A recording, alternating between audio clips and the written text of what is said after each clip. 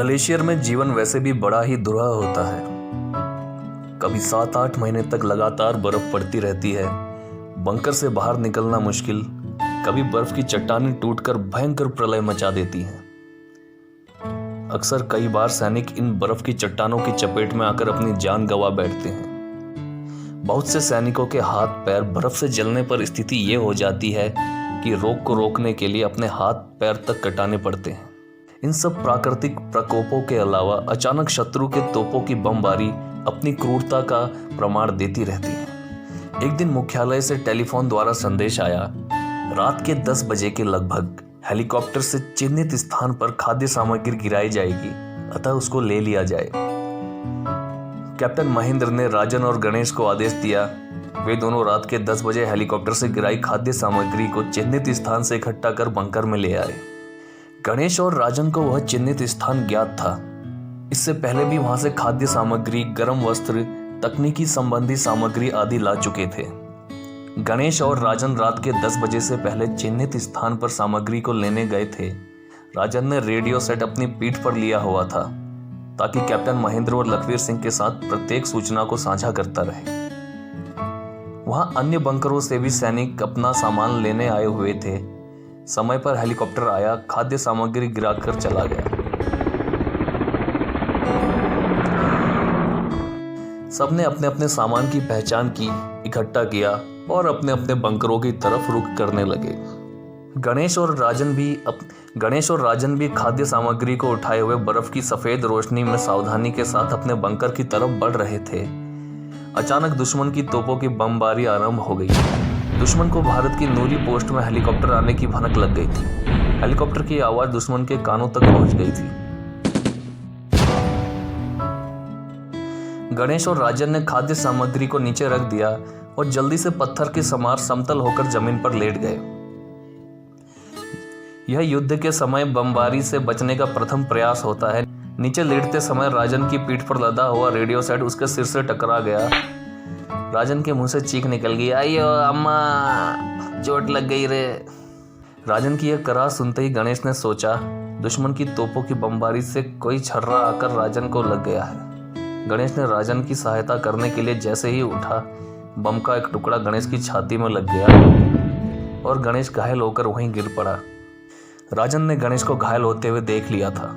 राजन ने radio set से bunker में कैप्टन महेंद्र को संदेश दे दिया, गणेश को दुश्मन की तोप की बमबारी से गंभीर चोट लग गई है, शीघ्र ही चिकित्सा सहायता की आवश्यकता है। ठीक है, तुम किसी तरह गणेश का ध्यान रखो, मैं मुख्यालय को चिकित्सा दल भेजने का संदेश देता हूँ। कैप्टन महेंद्र ने इतना ही कहा था कि लखवीर सिंह ने इस बात को सुन लिया था। वह दुश्मन की बमबारी के मध्य बंकर से बाहर निकलकर हाथों की कोहनियों से और घुटनों के बल रेंगते हुए गणेश की सहायता के लिए तेजी से जाने लगा। दहाड़ते हुए जोर से कहने लगा, वे दुश्मना हुण बमबारी बंद कर दे। ओ मेरा पराग गणेश जख्मी हो गया। ओ गणेश तू फिक्र ना करी, मैं तेरी मदद करने वास्ते आ रहा हूं। अब दुश्मन की तोपों का मुंह बंद करने के लिए कैप्टन महेंद्र ने अपनी तोपों की बमबारी करने का आदेश दिया। कुछ क्षण पश्चात अपने देश की तोपों ने भी अपना मुंह खोलकर आग उगलनी शुरू कर दी। दोनों तरफ भयंकर तोपों की बमबारी होने लगी। रात के समय बमों के फटने की भयंकर ध्वनि के साथ उस रोशनी में बर्फ की उछाल दिखती, जो नीचे आते ही बर्फ के साथ मिलकर विषाक्त पानी में परिवर्तित हो जाती। लखवीर सिंह रेंगते हुए अब गणेश और राजन के नजदीक पहुंच चुका था। गणेश की छाती के घाव को राजन ने अपने हाथ से दबाया हुआ था ताकि रक्त का रिसाव कम हो। लखवीर सिंह ने झट से अपनी पगड़ी खोलकर गणेश की छाती के घाव में बांध दी। गणेश अर्ध बेहोश की अवस्था में था। खाद्य सामग्री को वहीं छोड़ लखवीर सिंह और राजन ने गणेश अपने ऊपर लिटाकर सावधानी से कुछ रेंगते हुए बंकर की तरफ बढ़ने लगे। अब तक दुश्मन की तोपों का मुंह बंद हो चुका था, बस अपने देश की तोपों की गोलाबारी जारी थी।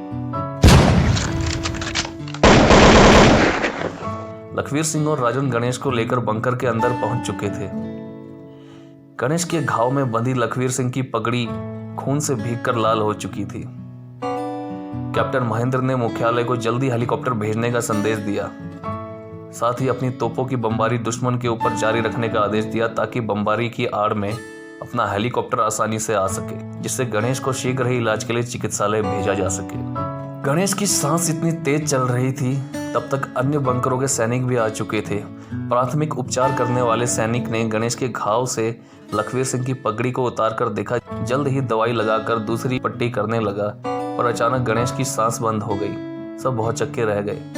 लखवीर सिंह ने हाथ पकड़कर देखा तो बर्फ के समान ठंडा लगा।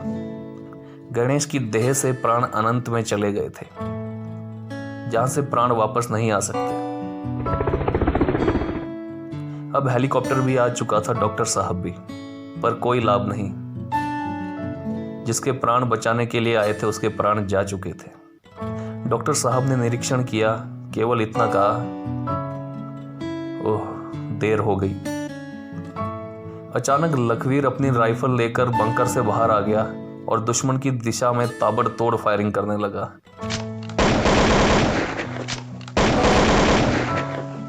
मुंह से भी गरजती आवाज में बोलने लगा, मैं तेनू नहीं छड़ांगा, तू मेरे सामने तो आ दुश्मना। जब मैगजीन की गोलियां खत्म हो गई, लखवीर फूट फूट कर रोने लगा। मेरा निक्का परा, चल दिता रब देखो।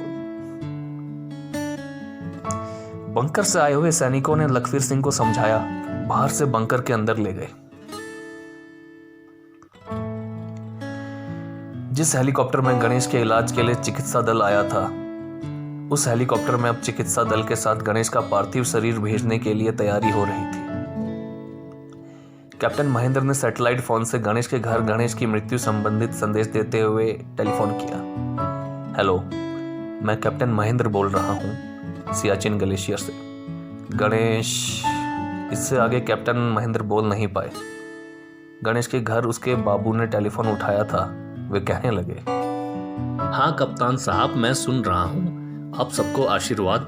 आप गणेश को बता देना उसकी इजा और उसकी बहन कमला के लिए 2-2 तोले के 2 गलोबंद बन गए हैं। घर की चिंता न करें, यहाँ सब कुशल है। आप लोग अपना ख्याल रखें। अचानक कैप्टन महेंद्र के हाथों से टेलीफोन का हेडसेट छूट गया और नम आंखों से 2 बूंद छलक पड़ी। मित्रों, मुझे आशा है कि आपको यह कहानी बहुत अच्छी लगी होगी। इस कहानी के लेखक हैं श्री प्रकाश चंद्र पुनेठा, जो भारतीय सेना से रिटायर हैं और स्वतंत्र रूप से हिंदी व कुमाऊनी भाषा में लेखन के लिए प्रयासरत हैं। अगर आपको यह कहानी अच्छी लगी तो शेयर करिए और सब्सक्राइब करिए हमारे चैनल को, और अच्छी अच्छी ऐसी ही कहानियां मैं आपके समक्ष लेकर आता रहूंगा।